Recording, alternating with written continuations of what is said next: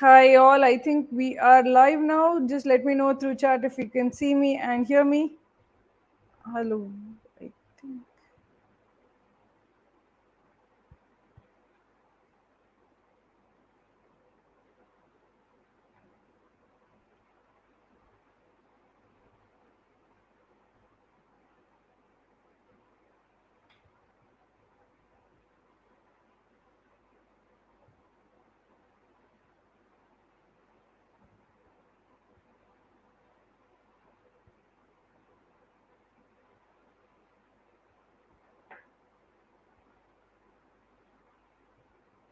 Yeah, I think we are live now. Hi everyone who's watching. Just let me know if you can see me and hear me clearly. Hi all those who have joined us. I'll wait for a little bit more so that more people join us. In this stream, I'll basically be telling you the common mistakes I have seen so many students make when it comes to CAT. I'll just tell you what not to do. And this is basically the time where students tend to make their biggest mistakes. This is basically the time where you have very little room for error. You should be completely focused on your preparation from now on. Those who are focused, excellent. Those who are starting to focus, still there is time. Don't worry, there is enough time to still to crack that, but you have to start focusing from now on. So good to see all those who have joined. Anybody who is joined, just put in a hi or something like that in chat. Just let me know how your preparation is going. Just let me know like what is working for you, what is not working for you. I want to know your preparation journey as such. Hi gamer, hi Shrihit, hi good evening, hi Vikrant, hi Sunita, hi this. So Sunita is asking, ma'am, give some tips for RCs. So Sunita, one of the common mistakes a lot of students make when it comes to RCs is that they skim through the passage. I'd say the biggest mistake many students make with VARC is not realizing the importance of RC. See, VA questions you will sometimes get right, you will sometimes get wrong. But if you really want a good score in VARC, you have to do well in RC. So for that, you need to have very high accuracy rate in RC. You need like 80% accuracy rate in RC. Now, how do you get to 80% accuracy rate in RC? You should basically have a very good hold on the passage. So never, ever, ever skim the passage. Every passage that you read, every paragraph that you read, think deeply about the paragraph, then move on. Write down the main point of the paragraph, then move on. The more time you spend on the passage, thinking about the passage, the better your accuracy will be, the more marks you'll score. There's a direct correlation between how much time you spend thinking about the passage, reading the passage, thinking about the passage, and how many marks you score. Okay, so the biggest mistake many students make is skimming the passage. So let me know how your preparation is going. Particularly, tell me what your scores are in VA, DILR, and Quant. I know a lot of students have just begun to start taking the mocks as such. A lot of people are shocked by their mock scores. Let me know what your mock scores are. See, the purpose of the mock is to give you an idea of where you are lacking, where your weaknesses are, where your deficiencies are. So if anybody of you is just starting your preparation and has not taken a mock, I would say take a mock. Always start with the mock because it tells you directly where your deficiencies are, where your weak spots are. Never hide from the truth. So you have to face the truth. Take a mock, take mocks regularly from now on. Okay, good to see a lot of people have joined us. Hi Sakshi, hi Sriram, hi Sahil. Do you in VRC? How do you take overview of sections so quickly? How do you manage in the first two RCs you choose are difficult ones? How do you attempt all the questions in less than 40 minutes? So how do you take overview of the section quickly? So Sahil, basically what I decide is that for me the best chance of having a high score is RC. For me, VA accuracy is on the lower side because I feel there's a natural variability to VA. There's a natural subjectiveness to a VA which cannot be eliminated. I'll tell you, for example, in actual CAT also, the order that was there in the parajumble did not match the order that was there in the actual source. So there is going to be subjectivity with parajumbles, OC parajumbles, and all of those things. So I always say that your best chance of doing well in the VRC section is you have to do well in the RC section. Now you have decided I have to do well in the RC section. Now how do you do well in the RC section? You have to say that, okay, I'm going to give 32 minutes to RC. So I'll give 8 minutes per RC. As such, I'll spend 5 minutes reading the RC, thinking about the RC, getting a very good grip on the RC, and then the remaining 3 minutes answering questions on it. That's basically what I do. That I spend time reading the RC and not just going through the RC. Okay, this is this. I think take time to think and like read and think about the RC. Like what is the author trying to say? Once I have a good hold on the RC, then only I go to the questions. How do you manage if the first RCs that you choose are difficult ones? So I always say that even if the RC is difficult, so when the RC is difficult, the questions are easy. When the questions are RC is easy, the questions are difficult. There is always a balance that is struck. And there is no RC which is difficult as such. There are RCs which you are comfortable with. So if you have like a economics background, you'll find an economics RC fairly easy to do. If you are non-economics background, you will find many of the economics articles I can't even understand them. So it's basically you have to understand which RCs you are most comfortable with. And before you start the section, always go through the section quickly. Okay, this RC is on this RC is on this RC is on this. From the first few paragraphs, from the words of the first few paragraphs, you will get an idea of the topic of the RC. So see the topics that you actually understand or gel with and choose them and do well in RCs. It's very important to do well in RCs and then spend whatever time you have on BA as such. Okay.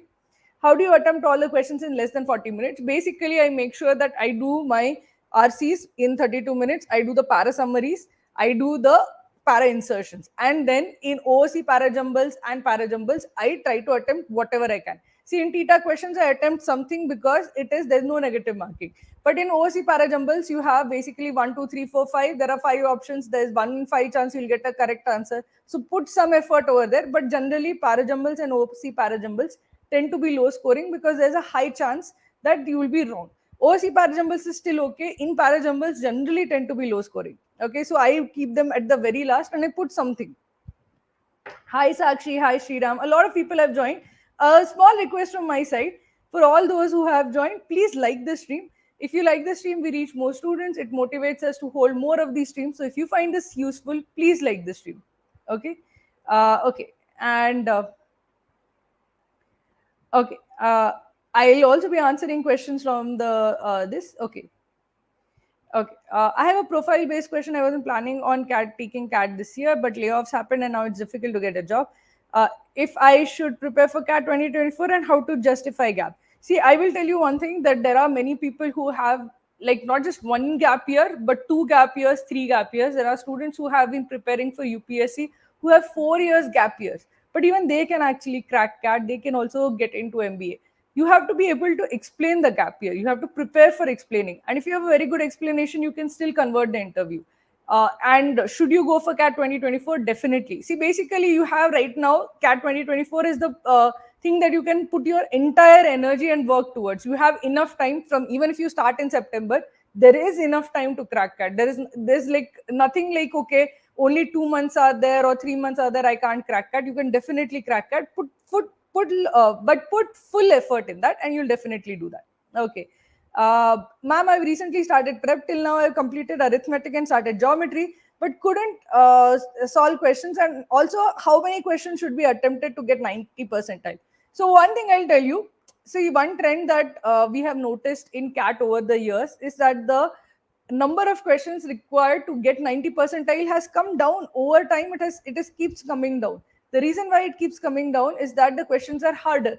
So basically, easy questions don't come anymore. Every question that comes in CAT, if you see CAT 2023, CAT 2022, it requires some amount of effort. There are no sitters anymore. And because there are no sitters anymore, if you have just done arithmetic at a superficial level, if you have just done geometry at a superficial level, you will not find any of those easy questions that you can really solve.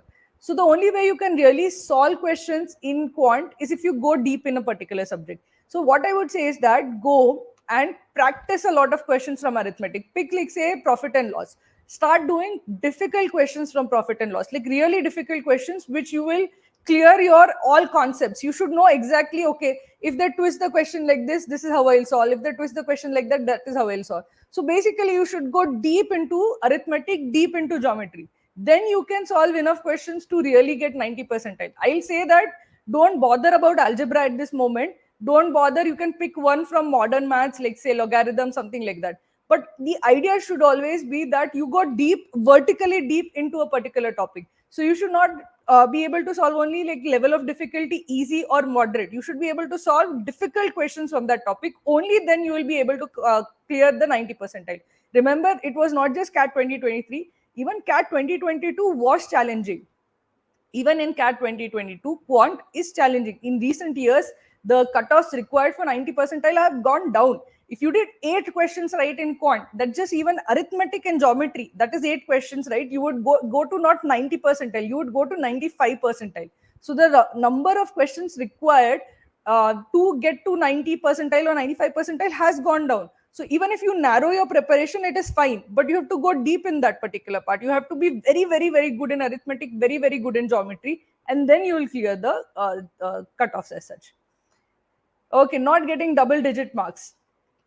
See, Harshit, the main thing that you have to remember is that doing easy questions from all topics is not going to help. If you really want to get to double digit marks in quant, verbal, and DILR, you need to be able to do well in one particular topic.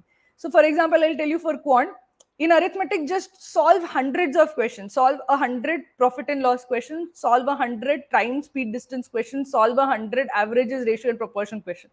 If anything comes from arithmetic, you should be able to solve.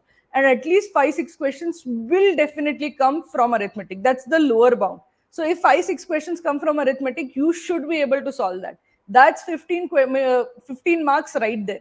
You get to double digits, you can get to double digits only on the back of arithmetic. Okay, do very, very well in that particular topic. For VARC, do well in 2 RCs. Just 2 RCs, put full effort.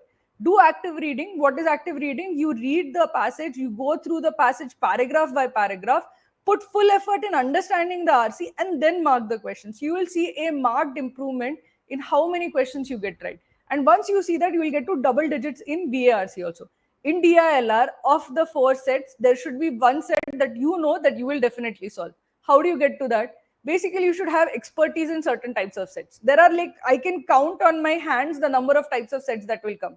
There is puzzles and arrangements, table-based DI sets, quant-based puzzles, enumeration puzzles, charts-based sets, scheduling, routes and networks, 2D space LRs. Very basic, like I would say 10 or 12 types, different types of LR sets that can possibly come. Now there are 10, 12 types of LR sets that can come. What should you do in response? You should become very, very good at least 3 or 4 types. So either it is arrangements and puzzles, the highest likelihood type of sets that to come. Table based sets where you have table with missing values, table with range based data or cumulative data, charts based set. You should basically become very, very good at a certain subset of these type of sets. So at least one will come from that. 4 set Venn diagrams. I will generally say, to make it even simpler, get very good at solving puzzles and Einstein's puzzles and arrangement based question. Get very good at solving chart based sets. Get very good at solving table based sets. So anything comes where table is given, where you have cumulative data, or you have data in range wise data, or data over the years, or table with missing values, table with some inconsistent values, or anything, table sets or anything of that sort, you should be able to solve. 4 set Venn diagrams and like LR sets based on set theory. Just these 4 things that if you do properly, you will get at the minimum 1 set, if not 2 sets out of the 4 that are there in the LRDI section. Okay. Okay, I'll answer. Hi, ma'am. I'm being a Krakow student. I did give 2 mocks. Dashcat 1 was a disaster, but scored 55 in Dashcat. But I could have crossed 65 in it. Don't know what to say. I'm getting bottlenecked in QA. You can see my own attempt, and you can see that I also struggled. In Dashcat 1 also I struggled. See, the point of the a lot of people don't realize why we put difficult mocks, why we put challenging mocks. You learn nothing from easy mocks, you learn nothing from easy questions. You have to really take mock as a test. Okay, I'm not good at this. So you're given 2 mocks, you have understood that, okay, I am able to do these type of questions properly, but not those type of questions. See, whether you get 35, 45, 55, 65 makes no difference at all. It is absolutely irrelevant. What you should really be looking at in a mock is what type of questions could you not solve. So if there were a particular type of questions like algebra, quadratic equations, that is basically what you should take away from the mock. Okay, I'm not able to solve quadratic equations, I'm not able to solve these type of questions. Basically, between mock 2 to mock 3, I want you to like hyper focus on the area of weakness that is identified. So if you have identified, say, algebra is a weakness, or a part of algebra is a weakness, you have to hyper focus on that. Till between mock 2 and mock 3, there should be significant improvement in that one particular area. That is basically what is needed. The mock scores make no difference. The mock is basically there to show what is the issue or what are the areas of weaknesses. Okay. Basically, Jyot, the reason why we keep dash cats are that are hard, there are two reasons. First is that the cat is actually getting harder. I don't know if you have seen we had a infographic recently on Kraku's Instagram channel. The cutoffs that are there for 99 percentile over the years has just kept on falling. And the reason for that is that cat has become harder, quant has become harder, DILR has become harder, and verbal has become harder. Now, you might not realize that DILR has become harder, but it has become much harder than it was in 2019. It might, like, if you look at 2019 today, DILR of 2019 to 2023, there's a big difference in difficulty. Every set is difficult. So you have to also adapt to the fact that the CAT sets are become harder, quant is becoming harder. And another thing, the reason why we give harder sets, or we basically give at CAT level, or what we expect to be CAT level, is because if you do an easy question, you learn nothing from it. If I give you a simple profit and loss question, I give you the mark price, I give you the discount percentage, and I ask you the selling price. You solve this question, you mark that question in the mock. What have you learned from that? Did I help you in any way in identifying any weakness or anything of that sort? Did I challenge you in any way? If you do a challenging question right, it actually pushes your boundaries of what is achievable. But a easy question does not really do that. I want you to actually push your boundaries, find areas that you can improve in, because I don't want you to do like 65 marks in dash cats and 55 marks in actual cat. I want you to do 65 marks in dash cat and 95 and 105 marks in actual cat. So that's why I'm pushing you with harder questions in dash cat. Okay. Okay, silly. This you're not getting to 99. See, basically, it's okay. See, Sahab, what I want you to do is, it's not silly mistakes or anything of that sort. I basically say that I take a look at the mock. You can easily identify, okay, this mock I couldn't answer questions from this particular topic. Last mock also I couldn't answer questions from that particular topic. Now what should you do? You have identified that there is a problem. Say suppose there's a problem in quadratic equations. There's a problem in number systems. Basically, just go and solve a lot of questions from it. The study room is there as a remedial. You identify, it's a basically consider that it's a diagnostic test. You diagnose, you identify there's an underlying issue, and the study room is the medicine. So that's what you have to do. See, if you are stuck in 95 percentile, you have to push yourself with study room to get to 99 percentile. It's not silly mistakes, it is just a lack of practice. Confidence comes from practice. The ability to avoid silly mistakes comes from practice. The more you practice, the more such issues resolved as such. Okay.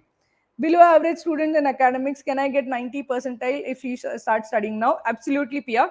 What I will suggest is that, Pia, if you're starting now, remember that cat is the syllabus is large. If you go about trying to do the entire syllabus, what you might end up doing is that you will learn the basics of all particular subjects, but you won't go into depth in any particular subject, nor will you become an expert in any subject.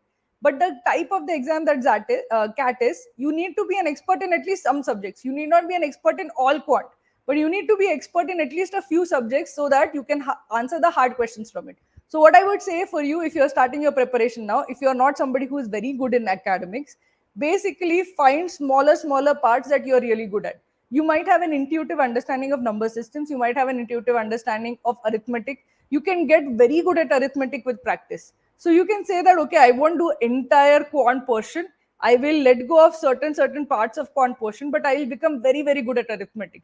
If you become very good at arithmetic, on the basis of arithmetic alone, you can get to 90 percentile. If you become good at RC, basis of RC alone, you can get to 99 percentile. Forget 90 percentile. If you become good at puzzles, quant LRs, if you get good at table and chart based DI sets, on the basis of that itself, you can get to the 95 percentile threshold. So have a smaller set of things and get very good at those things. Okay. Ma'am, my average score in mocks is 20, 15, 20, 55. How can I take it to 70, 80 overall? So others, that is basically what I've been mentioning. I go to the actual section, see the questions that you have solved, see where the issue is. See, your quant score is okay. You're solving one DILR set, which won't be enough. If you want to really clear the DILR cutoff, you need to solve 2 DILR sets, not just one. So you need to really see that are you picking the right set, because set selection might not be very good. Your sense of set selection might not be good. So you have to really work on identifying what your strengths are, what should be the first set that you should go for. The second thing is that you need to push your quant scores. 20 is on the lower end in quant, 20 is on the lower end in VARC also. So basically, you need to figure out, okay, how do I push my VARC scores higher? How do I push my RC accuracy to 80%? So spend more time on practicing RCs. I want you to do 2 RCs every single day. And with quant, I want you to do targeted practice. Whatever topic you didn't do well in that, I want you to do 50 questions from that topic. So if you didn't do well in, say, number systems, number theory, do 50 questions from number systems. If you didn't do well in PNC, do 50 questions from PNC. Identify a topic, go deep into it, go like develop a like real expertise in it, so that between this 55 to the next mock, you will at least be able to solve those questions quickly, and then you will get to like 55, 60, 65, 70 and onwards. Okay. Please, one session on maxima minima when n is not equal to 0 in Venn diagram.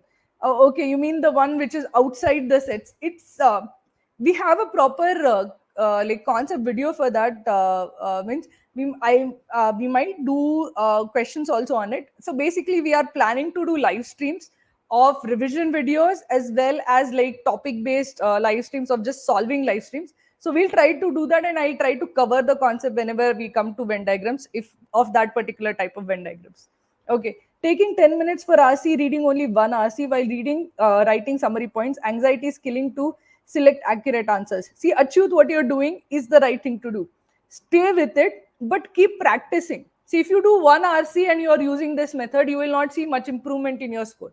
If you solve 2-3 RCs every single day with this method, your speed will keep on improving. So 10 minutes for reading and writing the RC will go down to 5 minutes over time with practice. And you have to also be very, very careful not to write down a very long summary or main point. You don't have to write down summary points as such. You have to just write down the main point, like the TLDR version, not a summary as such. Just like the main thing that the author is trying to say, just write that down.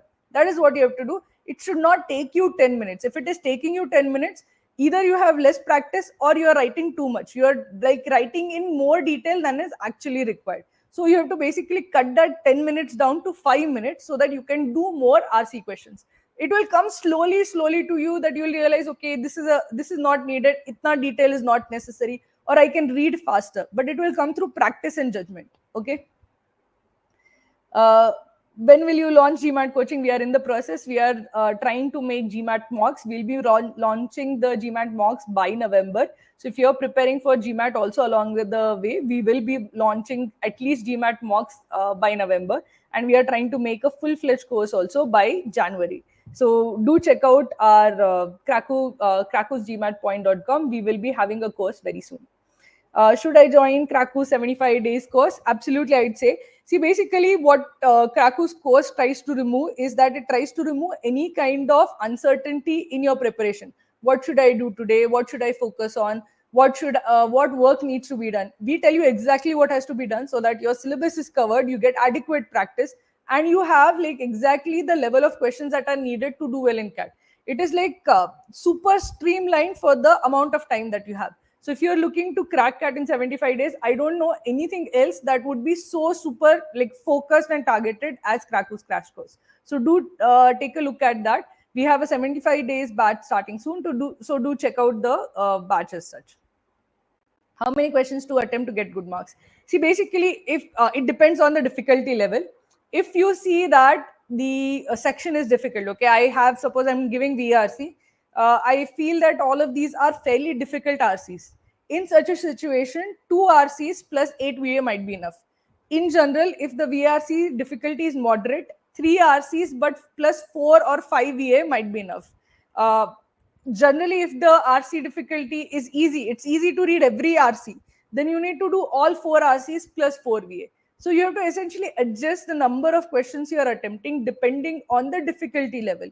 If the section is difficult, lower the number of questions that you have to attempt. I'll tell you basically what happened to me in CAT 2023. So before entering CAT 2023, I had kept in my mind, I have to do 15, 16 questions. Otherwise, it will be very difficult for me to reach like 99.9900 percentile. I was like, yeah, I have to get to 16 questions as such. And I realized that when there were about 10 minutes remaining, there I had done only 8 questions. And I realized that, okay, this is much harder section than what I had anticipated. And then I panicked because I felt that, okay, 8 questions, 30 minutes are gone, only 8 questions. This is going to be a disaster. And in the next 10 minutes, I basically went from question to question, hoping to get some easy questions so that I can get to 16 questions as such. I had fixated on this 16 question mark.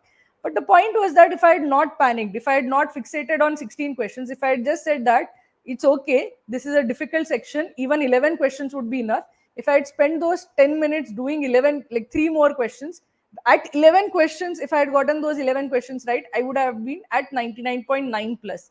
But last 10 minutes, I didn't get a single question right. I had only 8 questions right at the end of the entire attempt because of the way I panicked in the last 10 minutes. So do not fixate on a number before going into the mock. The attempt will increase if the attempt should increase if the section is easy. The attempt should decrease if the section is harder. It is a natural thing to do. Do not panic. Do not say that, oh no, I did only like one DILR set. If the DILR section is difficult, one DILR set is enough. Don't worry about that. In general, you should basically respond to the section difficulty. Scoring 30-35 marks in mocks, can I get to 50-55 marks? Absolutely you can. See, if Praful, focus on the things that will get you to the next height. So you should not think of, okay, how do I get from 35 to 55? Think that how do I get from 35 to 40? You need 2 questions more which are correct to get from 35 to 40. Where will these 2 questions come from? Suppose from quant, say that these 2 questions are the questions that you generally leave in quant. So find out the topics that you're not good at, practice them. You should be able to get 2 more questions in quant.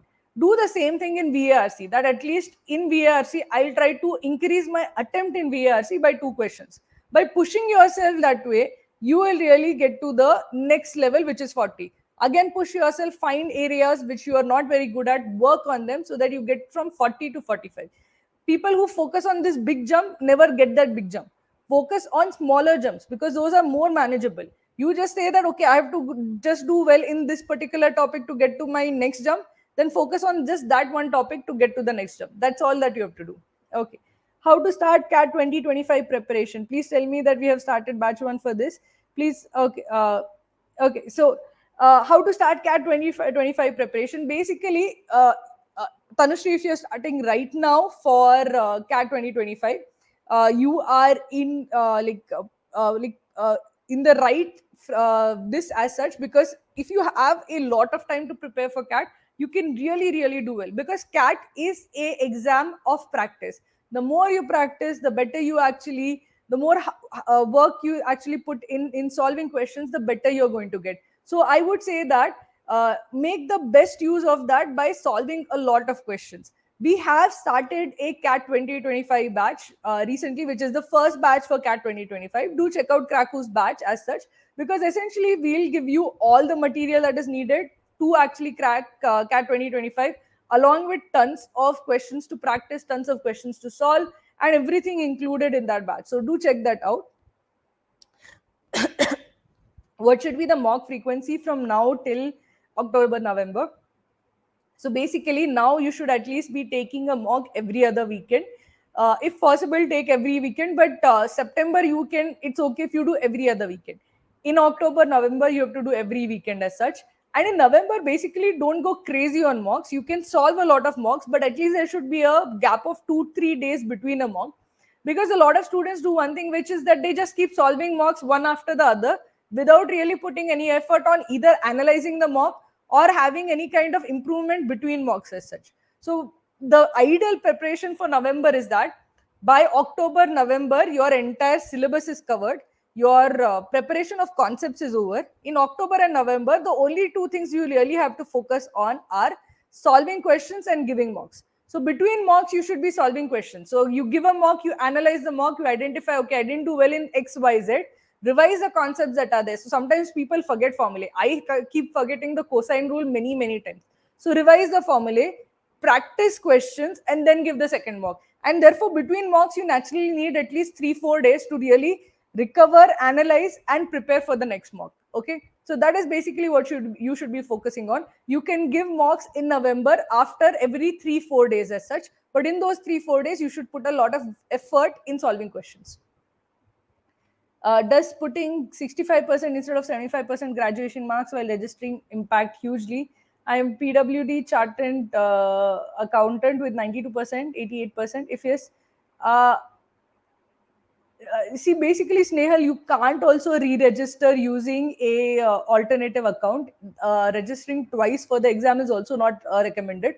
What I will suggest is that contact the cat I am cat website cat convener, and tell them that you want to correct the information given, because essentially registering twice also is considered that might invalidate both entries as such. So do not register twice for the exam. That is not something that you should do. Contact them so that you can actually get those marks corrected. Facing difficulty while solving complex quant questions. See, Deepu, essentially think of a complex quant question as like 5 steps towards the answer. Generally, when you have an easy question, it's one step. Okay, profit percentage is given, cost price is given. So profit percentage, 1 plus profit percentage into cost price is selling price. One step. Two-step would be okay, profit percentage is not given, but it is told it is the same as the profit percentage of something else. So that is two-step, because you have to first calculate profit percentage and then you have to find out the this. So now this becomes a two-step problem. First one was easy, second one is moderate. Difficult, complex, or like harder questions are basically 3 steps or 4 steps. So you have to do one step, take the answer from that, do second step, take the answer from that, do third step or fourth step. Finally, you will get the answer. So only thing that you really need here is patience, complete understanding of concepts. You should have 100% conceptual clarity, and you should give it time. Initially, when you're solving complex questions, so the first time you will take 5 minutes to solve it. The more you solve questions, the better or faster you will get at it. Finally, you will be able to solve even the complex and hard questions in under 3 minutes as such. And if you are able to solve the complex questions, you will be able to solve the easy and moderate questions in under 2 minutes. Then you can really push your score to above 100. Okay. I'm not able to solve more than 5 questions in quant in any mock in spite of a lot of practice. What changes should I do? Atmanand, I would say that if you're not able to solve 5 questions in quant, focus completely on arithmetic. Forget everything else, forget all the other part of quant. Just focus entirely on arithmetic and practice from arithmetic like crazy. If you have a hyper focus on arithmetic, I'm sure that you will be able to solve at least the arithmetic questions properly. Do that as the only target till September end. Now, from October onwards, have that kind of hyper focus on geometry or algebra, depending on where your this is. Algebra generally tends to be harder, so focus that way on geometry. So, if you have arithmetic plus geometry, you have nearly around 8 to 10 questions that you can possibly attempt. Then you can add one more, say either logarithms, probability, PNC, number systems, one of those which progressions and series, which is one of the smaller topics from which you have 1-2 questions as such. That will also give you get you to 12 questions, which is like 99 percentile. So if you are struggling to solve 5 questions, focus on arithmetic. When you get to 8 questions, focus on geometry. When you get to 10 questions, focus on the third topic as such. Finally, you will get to 12 questions by doing that. Okay. Hi, Yatharth. I'm a Krakow student. I'm able to understand the passage and scribble after every paragraph, but I'm facing difficulty in eliminating the options. Accuracy is around 70% right now. Yatharth, you're on the right path. If accuracy is at 70%, you're absolutely on the right path. See, if you're facing eliminating the options, you're not able to capture, you're not able to understand the traps or distortions properly. So you are getting, it is easy to trap you with a convincing sounding lie or a slight distortion. You're not able to find that. I'd say two things. Firstly, see the live stream that we did about distortion. So I did a live stream explaining what kind of distortions are generally put. Since you're a Krakow student, you have full access to that. Secondly, also take a look at the critical reasoning section, because if your critical reasoning section is clear, then you will know exactly, okay, what are inferences, what can be inferred, what cannot be inferred, and essentially what kind of fake inferences are put. Particularly in critical reasoning, go and see the flaw in reasoning video. Basically, most of the distortions come from that particular video where I tell, okay, I use the flaws in reasoning to essentially distort any of the options that are given. So that will help you understand better what are distortions, what are flaws in options, what are the options which you should be eliminating. So do some critical reasoning, do the flaw in argument, and definitely look at the stream on distortions. Okay. Okay, Shiv is also saying the same thing, at getting confused between the last two, how to improve our C scores. See, Shiv, basically, if this happens quite often when there are two options which are close to each other. See, generally, when you're setting a VRC paper, you don't want the answer to be obvious. So, like, three answers are clearly wrong, one answer is obviously right. So, there will be at least one option where you feel, okay, there is some element of truth in it, but still it will be the wrong option. Why would it be the wrong option? See, basically, an option will have parts to it. Say, first phrase, second phrase, third phrase. Break the option into parts. First part might be entirely correct, might be answering the question as it's intended. There'll be some part to it which is like either extraneous information or incorrect information. Mostly, it will be incorrect information. And basically, the when you have, like, say, eliminated it to option B or option C, cut option B into parts, say, okay, this part is correct, this part is correct, this part is correct, option B is the right answer. Cut option C into parts, this part is correct, this part is correct, this part has a distortion in it, so C has some distortion in it, so B is the right answer. Basically, when I want to give close options, I'll put some element of truth in both options, but one of them will be wrong because there'll be a distortion or a twist in one of the options. So you have to cut options into smaller parts, so that once, if you like focus on only one part of the option, it becomes easier to spot the error. Okay. What should be the revision strategy from now on in all three sections? Aditya, what I will say is that we have excellent revision videos. So on Kraku's channel, in 4.5 hours, you can revise the entire quant section. So do check them out. So we have put revision videos for all three sections. I would say check them out, because I don't want you to spend a lot of time like seeing all concept videos again, seeing all the videos again, or revising again. That is a very tempting thing to do, because then you have to sit back and see the videos again, but that is not what is needed. See the revision videos and start solving like crazy. Anytime you actually come across a concept that you have forgotten, no, you're trying to solve a geometry question and you are like, okay, what was the formula I have forgotten? Suppose it is an Apollonius theorem, you are not able to remember it. So then after the test, you can go back and revise just that part of the particular concept test. But don't sit back and try to revise the whole thing from scratch. Just see the revision videos and go to practice. The practice will show you which parts need more revision or need more like this as such. How many hours to spend daily for preparation to achieve 90% 90 plus percentile? So if you're starting now, I'd say that you need 4 hours, 3 to 4 hours every single day. 2 hours for covering the concepts, 2 hours for practice. If you give 4 hours every single day, there will be nothing stopping you from really crossing the 90 percentile, 95 percentile threshold as such. But you need to put 4 hours consistently every single day. And remember, these 4 hours should be that you are 2 hours you are watching a video, but at least 2 hours you yourself are solving questions. You are trying to solve the question yourself.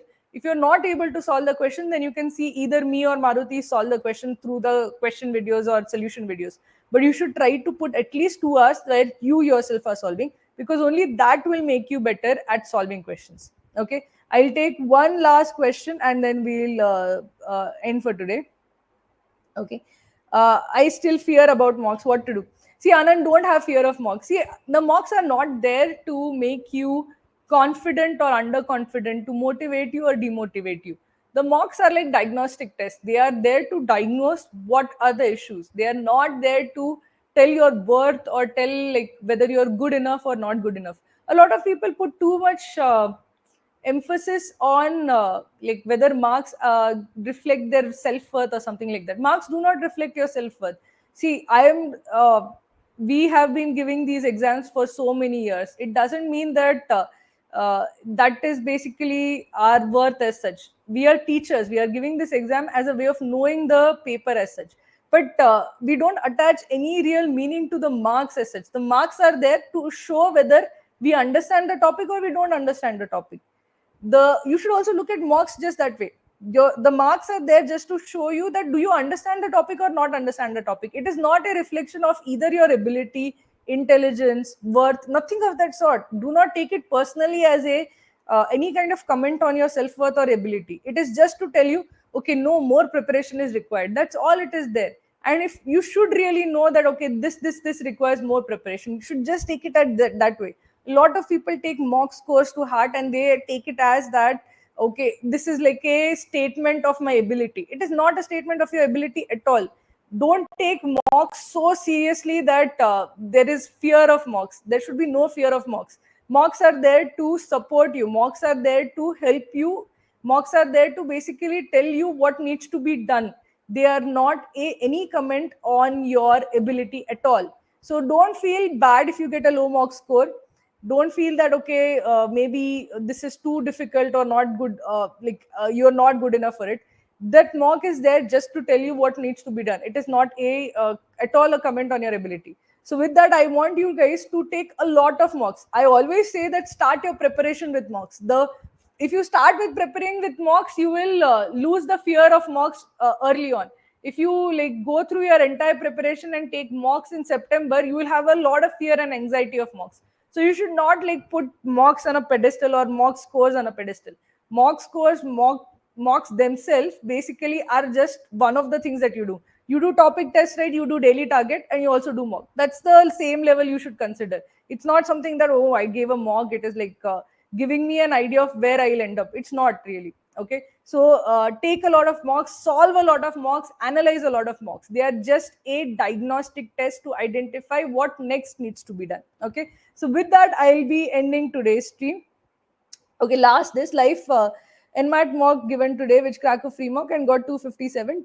Good or bad, it's a very good score, 257. You have done well, but keep practicing. As I mentioned right now, the mock scores do not tell you the actual actual scores as such. They are just there to diagnose what is good or what is bad. So instead of focusing on the mock score, go and see which were the questions you got right, which questions you got wrong, and why did you get them wrong, what you can do better in the next mock. So in the next mock, I want to see improvement. Okay. So with that, I'll end today's stream. It was like very very good to have a lot of you guys join the stream. What I'll just say is that if you're looking for a structured way to prepare for CAT, do check out Kraku's courses. We have Kraku batches starting regularly, so do check out the description. We will have the links to the next batch that is starting. And the second thing is that take a lot of mocks. This is the biggest mistake a lot of students do. They get scared of mocks, they get demotivated by low scores. Do not do that mistake. Take a lot of mocks. The mocks have absolutely should not have any fear of mocks as such. Okay, so best of luck, and I hope to see you in the next stream with a lot of mocks under your belt. Okay, so see you later. Bye.